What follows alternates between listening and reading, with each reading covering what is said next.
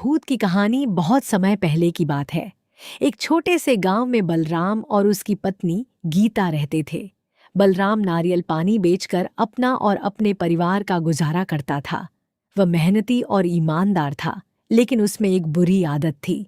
अगर किसी दूसरे दुकानदार का व्यापार उससे अच्छा चलता तो वह जलने लगता और किसी न किसी तरह उसका व्यापार खराब करने की कोशिश करता। एक दिन बलराम नारियल खरीदने के लिए नारियल के बगीचे में गया। उसने पेड़ों के मालिक से कहा, नमस्ते मालिक, मैं नारियल लेने आया हूं। मालिक मुस्कुराकर बोला, आओ बलराम, हमेशा की तरह अच्छे नारियल ले जाओ। उसी पेड़ पर एक भूतनी रहती थी। उसने बलराम को नारियल ले जाते हुए देखा और सोचने लगी, यह आदमी रोज मेरे पेड़ से नारियल ले जाता है।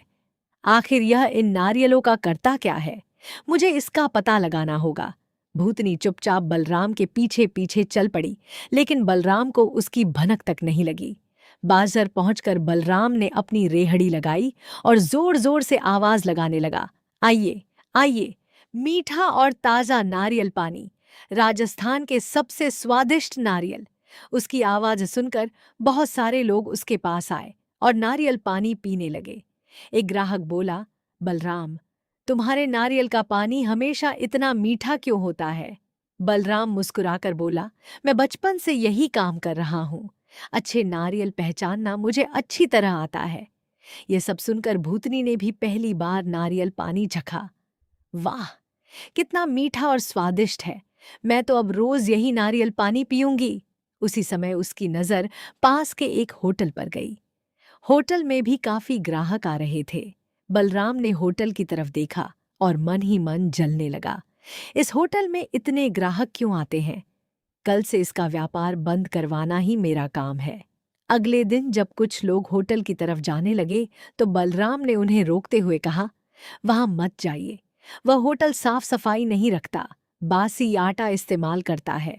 वहां का खाना स्वास्थ्य के लिए अच्छा नहीं है। लोगों ने उसकी बात पर विश्वास कर लिया और होटल जाना बंद कर दिया। बेचारा होटल मालिक समझ ही नहीं पाया कि अचानक उसके ग्राहक कहाँ चले गए। यह सब भूतनी देख रही थी। वह सोचने लगी, यह आदमी अपने व्यापार से ज्यादा दूसरों का व्यापार बिगाड़ने में लगा रहता है। इसे अपनी गलती का एहसास कराना होगा। तभी एक महिला नारियल पानी पीने आई।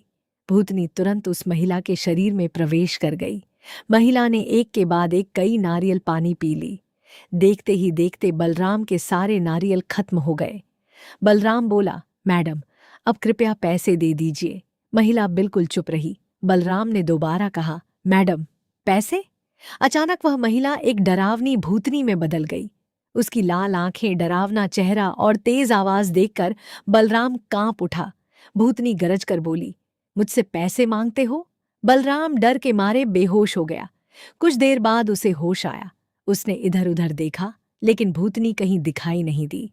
वह डर गया और सोचने लगा, अगर वह फिर आ गई तो? लेकिन भूतनी का इरादा अभी पूरा नहीं हुआ था। अगले दिन वह फिर एक दूसरी महिला के शरीर में गई।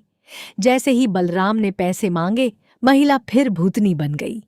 ये देखकर वहां मौजूद सभी लोग डर गए और भाग खड़े हुए। अब कोई भी बलराम के पास नारियल पानी पीने नहीं आता था। डर के कारण बलराम ने दुकान लगाना ही बंद कर दिया।